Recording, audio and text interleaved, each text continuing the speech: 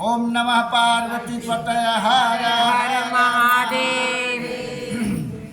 आज 34वां अध्याय। सूत जी बोले, हे ऋषियों, यदि किसी में उद्यापन की सामर्थ्य न हो तो कुछ ब्राह्मणों को भोजन करा दे। अगर इस कार्तिक के महात्म के कथा को सुने पढ़े, उद्यापन भी होता है। कल उद्यापन के बारे में सुनाया था परसों। अब कह रहे हैं कि किसी के सामर्थ्य न हो कि मैं उतना खर्चा कर सकूं, तो कह रहे हैं कि 2-4 ब्राह्मण को बुला करके, नहीं तो एक ब्राह्मण और ब्राह्मणी को बुला करके उनको खाना खिलाए। अगर वो भी शक्ति नहीं है तो कुछ अन्न लेकर के गौ को खिला दे। ब्राह्मण ना मिले तो गौ या पीपल अथवा बट वृक्ष का पूजन करें, क्योंकि पीपल विष्णु का तथा बट शिव जी का रूप है। इसी प्रकार पलाश ब्रह्मा का रूप माना जाता है। यह सुनकर ऋषियों ने पूछा, हे सूत जी, ब्रह्मा विष्णु तथा महेश शिव जी वृक्ष रूप में किस प्रकार प्राप्त हुए, मतलब वृक्ष कैसे बने, यह बताने की कृपा करें। तब सूत जी ने कहा कि हे ऋषियों, किसी समय शिव पार्वती एकांत में विराजमान थे कि उस समय देवताओं द्वारा भेजे गए अग्निदेव द्वारा उनके एकांतवास में विघ्न उपस्थित हुआ।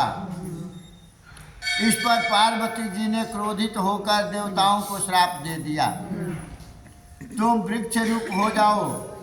तब विष्णु गया में जाकर पीपल हुए। विष्णु जी गया में जाकर के पीपल हुए। शिव काशी में अक्षय वट तथा ब्रह्मा जी पलाश हो गए। काशी में शंकर भगवान, गया में विष्णु भगवान और पलाश के पत्ते, पलाश के वृक्ष में ब्रह्मा जी। बस तभी से पीपल तथा वट वृक्ष का पूजन होता है। तब ऋषियों ने पूछा कि शनिवार को पीपल का पूजन होता है मगर रविवार को नहीं होता है, इसका क्या कारण है? सभी लोग ध्यान से सुन लो। सब जानते हैं ना कि पीपल में पूजा रविवार को नहीं करते हैं। और ऐसे भी शनिवार को यहाँ सुबह में जोत जलाते हैं। सुबह में जोत का नियम नहीं है। सुबह में जल दो और शाम को सूरज छुपने से पहले भी जल, अरे वो जोत जला सकती हो, सरसों के तेल या तीली के तेल से। सूत जी कहने लगे कि हे ऋषियों, समुद्र मंथन के समय जब 14 रत्नों में से कौस्तुभ मणि तथा लक्ष्मी जी को प्राप्त करने के बाद विष्णु भगवान लक्ष्मी जी से विवाह करने लगे, तब लक्ष्मी जी ने कहा, भगवान से प्रार्थना किया कि मेरी एक बड़ी बहन दरिद्रता है, अविवाहित है। अगर बड़े अविवाहित है तो छोटे के विवाह कैसे हो सकता है? पहले उसका विवाह होना चाहिए।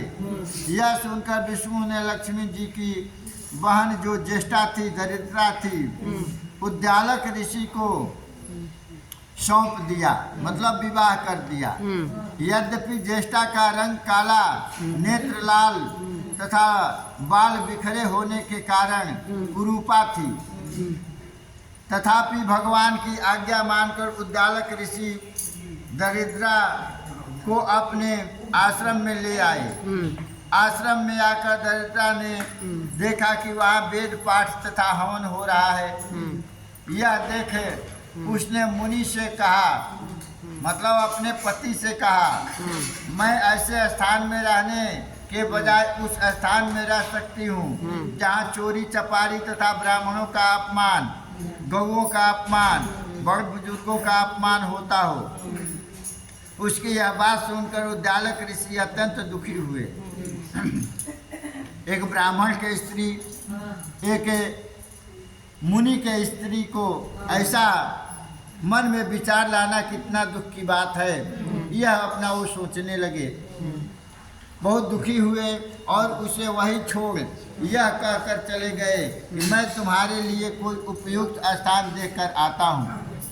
ऋषि के जाने के बाद कुछ देर तक दरिद्रता ने उनकी प्रतीक्षा की कि इसके बाद वह रोने और चिल्लाने लगी। तब लक्ष्मी जी ने भगवान से कहा, हे भगवान, ऋषि द्वारा त्याग दिए जाने के कारण, छोड़ दिए जाने के कारण वह दरिद्रा अत्यंत दुखी हो रही है। अतएव आप जाकर पहले उसे शांत कीजिए। तब विष्णु भगवान लक्ष्मी जी सहित वहां आकर कहने लगे कि तुम पीपल में निवास करो। पीपल हमारा ही अंश है। जो कोई कार्तिक शुद्धि पूर्णिमा को पीपल का पूजन करेगा वह तुम्हें प्राप्त होगा और उसके यहाँ लक्ष्मी का वास होगा। जो शनिवार को सूत लपेटे तुम्हारा पूजन करेगा उसके समस्त मनोरथ सिद्ध होंगे, परंतु रविवार को जो तुम्हारा स्पर्श भी करेगा वह दरिद्र हो जाएगा। इतना कहकर भगवान लक्ष्मी जी सहित अंतर ध्यान हो गए। सूत जी कहते हैं कि जो कोई इस कथा को कहता अथवा सुनता है उसे प्रयाग तथा बद्रिका आश्रम तीर्थ जैसा पुण्य प्राप्त होता है। इति 34वां अध्याय समाप्त। बोलो वृंदावन बिहारी लाल की जय।